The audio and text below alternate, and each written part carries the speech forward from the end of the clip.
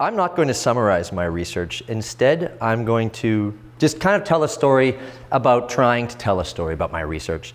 It begins here, UBC, last Friday. I was in a Public Scholars Initiative event.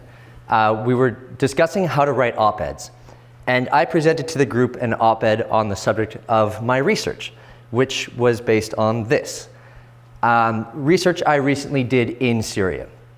I traveled to Syria, as well as some other places, to interview fighters and commanders from a number of different armed groups. Some of these armed groups are not so well known. The Free Syrian Army, al-Nusra is another one. Some of them are a little more infamous, including armed groups like ISIS or the al-Qaeda affiliates. Now, when these guys are portrayed in the media, it's usually as they're monsters, they're psychopaths, they're brutes, they're inhumanly cruel. This is the dominant narrative. But I kind of found something very different in my interactions with these guys. I found them to be fundamentally normal people in horrifically abnormal situations. I think, when we see these images in the media, it's easy to see the beards and the Kalashnikovs. It's much harder to look past that to see the person behind that. And we generally don't see where they're coming from. So where are they coming from? Often they're coming from communities that have been destroyed. We don't see that. We don't see their crushed dreams and aspirations. We don't see their deceased family members and things like this. So after this meeting on Friday, I walked out of the session, and about an hour later, my phone started to go crazy for reasons that are probably quite apparent, the Paris attacks. Certainly, without any doubt, a tragic and terrible event that involves a lot of grief and suffering. And that became the dominant narrative that sort of we've seen a lot in the media and discussions about it.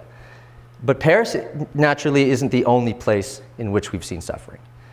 Paris is now sort of deeply connected to Syria. The conflict in Syria, of course, is brutal. Hundreds of thousands of dead. Millions of people are displaced within Syria, and there are many millions more who are now refugees outside the borders. These are a displaced family I met at the Turkish border, hoping desperately that they'll be able to get across. So this is where my own personal attempts to try to tell this story, I start to get problems. Because on the one hand, we've got these people, this ocean of suffering in Syria. On the other hand, we have these people that to me seem so normal, who are the ones holding the weapons. And who are these guys? For example, I met these guys on the front lines of Aleppo. The guy in the middle joined a local Islamist group after his family was killed. He said to me repeatedly he wished the war was over so that we could go to the disco and dance to Michael Jackson music, bizarrely enough. This other young man, who was only about 22, he joined a different armed group after his family's home was hit by a bomb from a Syrian plane.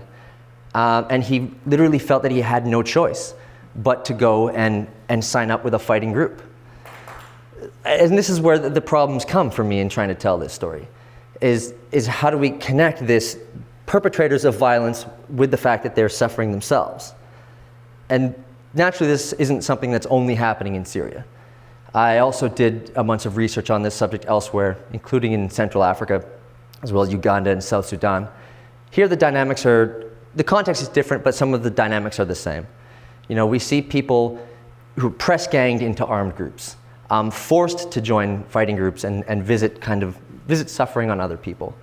Some have to join these armed groups out of economic necessity. And again, we see them as the ones holding the Kalashnikov or holding the machete in their hands.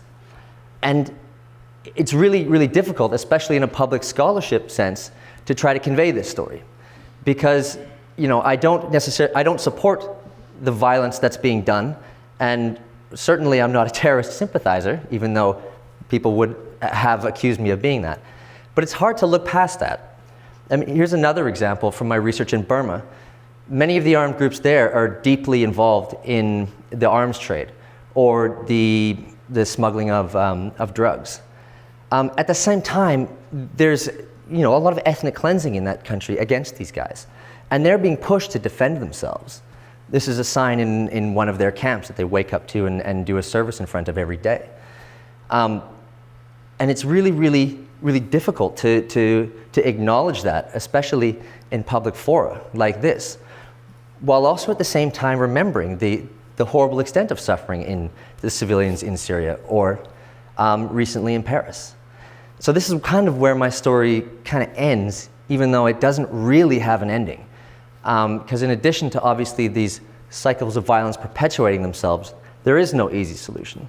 And the only ending I can potentially offer is that there is no such thing as conflict resolution until we acknowledge the suffering of everyone involved.